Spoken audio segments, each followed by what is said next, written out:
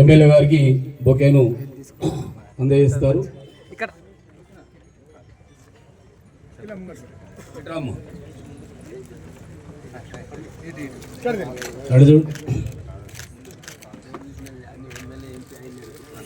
సుభాష్ రెడ్డి మాజీ గారికి కూడా బొకేను అందజేస్తారు. అలాగే మాజీ కార్పొరేటర్ అయినటువంటి ఇక్కడ రమ్మ రెండు చేతులకెళ్ళి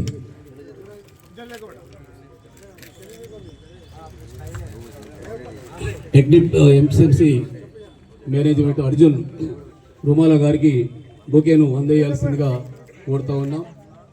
అలాగే విక్రమ్ పెరుమాల్ డైరెక్టర్ గారు వారికి కూడా బొకేను అందజేయాల్సిందిగా మనవి చేస్తూ ఉన్నాం. మరి ఇక్కడ ఇంకో కార్పొరేటర్ గారు ఉన్నారు, ప్రభుదాస్ గారు, వారికి కూడా అందజేయాల్సిందిగా మనవి చేస్తూ ఉన్నాం.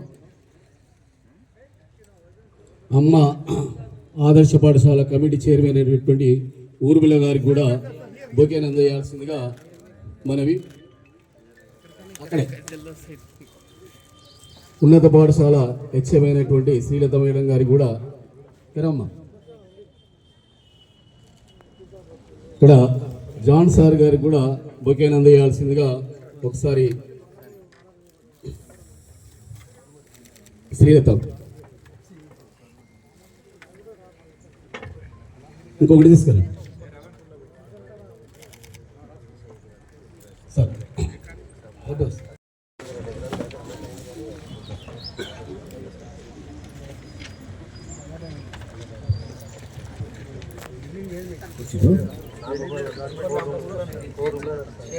సార్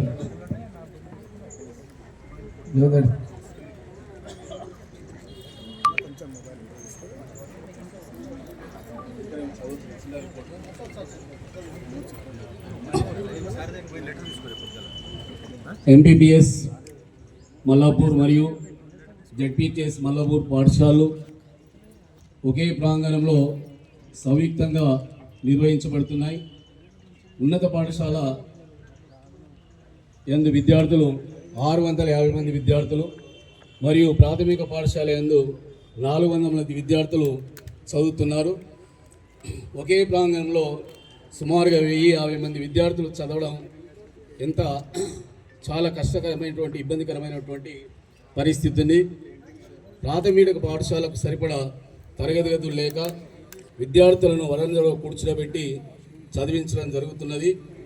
ఈ విధంగా బోధించడం వల్ల విద్యార్థులు తీవ్రంగా నష్టపోతున్నారు.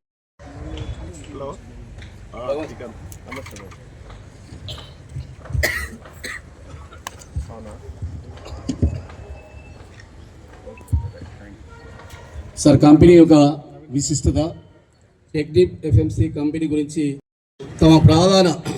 తమ ప్రధాన వ్యాపారానికి అతీతంగా సమాజంలో ఒక సానుకూల మార్పు కోసమై కంపెనీ కృషి చేస్తున్నది. ఆ కృషిలో భాగంగా